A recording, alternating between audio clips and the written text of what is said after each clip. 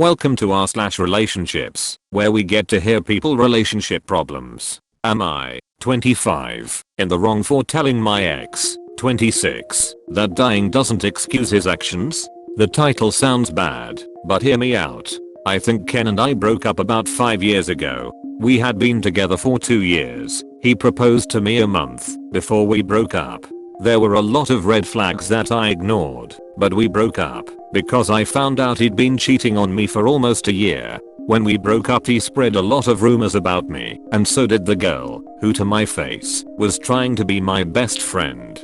He stalked me for a little while when I was going to work, and he drive by my house really slow. It was a huge clusterfuck, and I honestly needed therapy for a while. The first man I ever dated, I was really young, and he was much older than me. It's a long story itself, but I caught him cheating on me as well, and that stuck with me for a while. I guess what made it worse about Ken cheating was that he knew what I'd been through and always told me he'd never do that to me. Anyway, it was all years ago. I really am over it, but it did take a while. I'm married now. I have been for 2 years, and we have a beautiful baby boy together. I'm really happy. I'm in a healthy, happy relationship with a man that treats me wonderfully. We have our own house together. Everything is just perfect. A couple days ago I got a call from a number one didn't recognize. I answered because I always answer phone calls regardless of if I know the number or not. I said hello. He said hello. I asked who it was, and he told me. Then I hung up. I didn't know why he was calling and didn't care. I don't have any interest at all in talking to him. Then yesterday I got another phone call from a different number. I almost didn't answer but did anyway. It was a mutual friend of ours that I met through Ken. I had a feeling of what was about to go down, but he begged me to hear Ken out and said I'd understand once I listened. I almost hung up again but I didn't. This is the conversation. Kay, I know you don't want to hear from me, but I wanted to tell you that I'm sorry for how I treated you in the past. I got a terminal diagnosis and I may have a year or less to live, and I felt the need to make amends for what I did to you. I really didn't know what to say. I was quiet for a bit but then told him that just because he's possibly dying, that doesn't excuse the shitty treatment he gave. I told him I was over it and moved on a long time ago, but I didn't have much else to say and hung up. Now his whole fucking family is blowing my phone up telling me I'm a diabolical person who should just grant a dying man his wish, and that it doesn't affect me at all. Even if I'm not the bad person in this story, I'm not surprised they're saying anything to me. They all knew he was cheating on me and were even friends with the girl. When we broke up they all acted like it was my fault and acted like they didn't know me at all, which was kinda awkward because we live in a small town and I can't avoid them. I guess I could have indulged him, but I don't think I should clear his conscience just because he might be dying. I don't know if I even believed him in the first place. This all sounds so much worse now that I've typed it all out, but I'll post anyway. So, am I in the wrong? Eater, I've gotten a couple people asking how I didn't know someone was cheating on me for a whole year.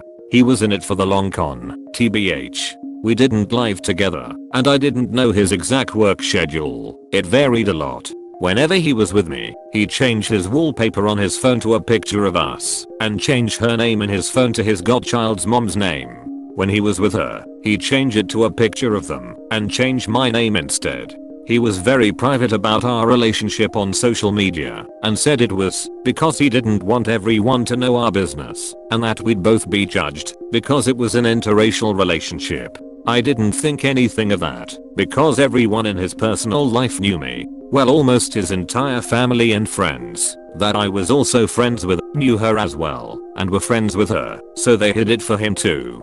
It finally came out when I begged him to let me post a picture of us on Facebook, and she messaged me. He'd told her we broke up a year before, but that we were still friends, supposedly. That's what she told me, but I don't believe her. There's a lot that doesn't add up that I won't get into. After we broke up, she tried to be friends with me and would blow my phone up daily, so I told her to get lost, and she was still the girl my ex cheated on me with, and she started spreading rumors about me as well. Again, clusterfuck. Just a little update.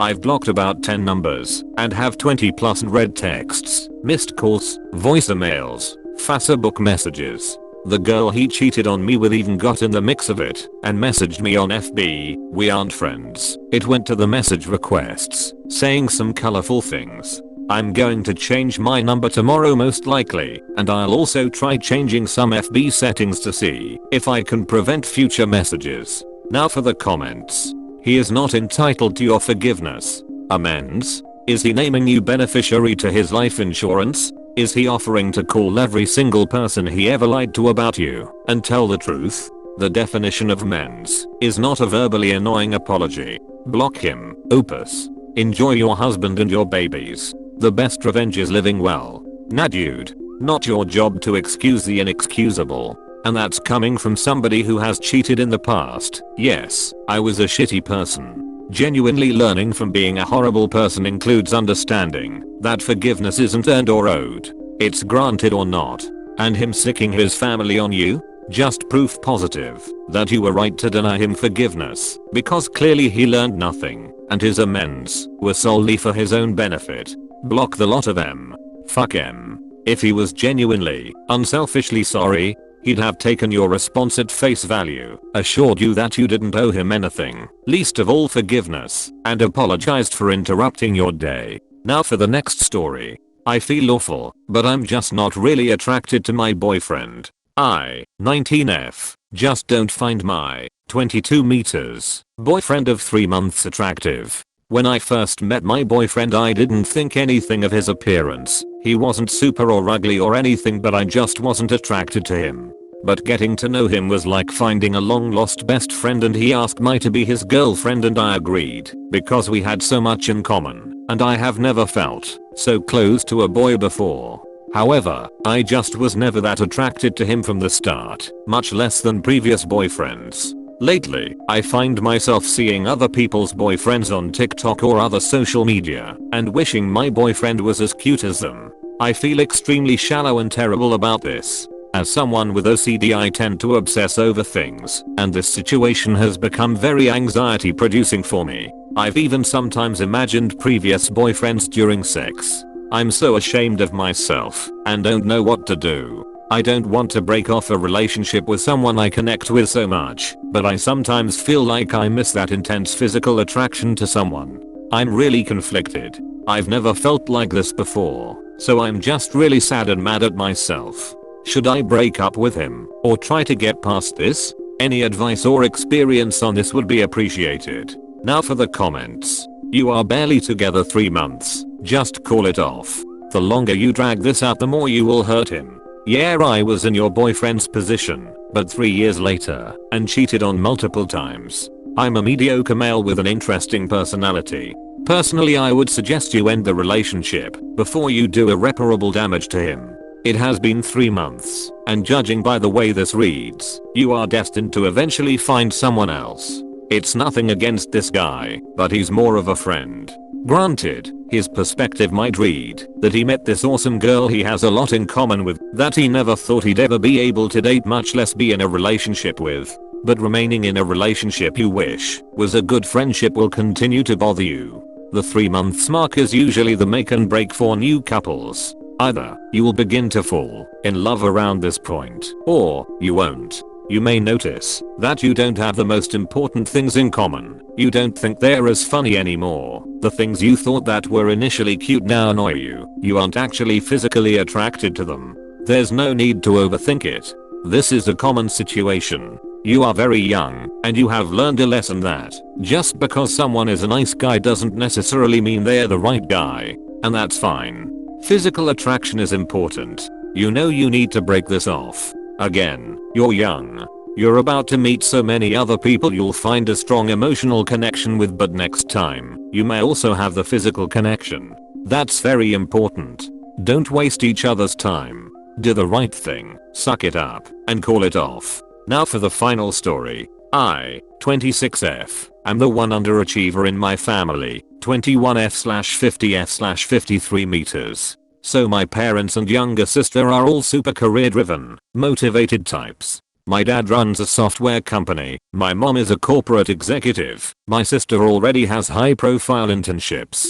My husband, married 1 year, is a tech genius who got his dream job at 22. And then there's me. I had hoped to be a doctor, but although I was smart through school, my grades weren't great in college, and I found another health related career. It's a good field, but not my passion or anything. I mainly chose it because I wanted a strict 9 to 5 where I didn't have to think about work while at home. I'm very much type B and prefer lazing around and doing nothing rather than constantly striving for self-improvement. Everyone expects better of me.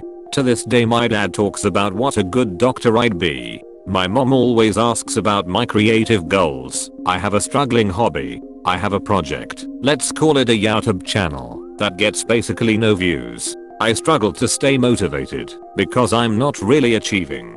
I constantly feel like I need to prove myself. Is there a way I can stay close to my family and also have them understand my type B low motivation nature? Now for the comments. You just do you. It's fine not to be a high achiever and it's fine to just not mind. When they ask you just say I'm quite comfortable with what I'm doing at the moment. I may choose to do that in future. They don't get to pick your life and you just need to give yourself permission to not mind what they think. You're awesome the way you are if it makes you happy. This life is too damn short spending it living up to others' expectations or values. If you are happy, taken care of, and meeting your own expectations, give yourself a break, breathe and be happy. Hopefully your family loves you enough that your happiness will mean more than your job title. Thank you guys so much for watching the video. If you liked it please consider subscribing because it really motivates me to make more of these videos. Have an amazing day.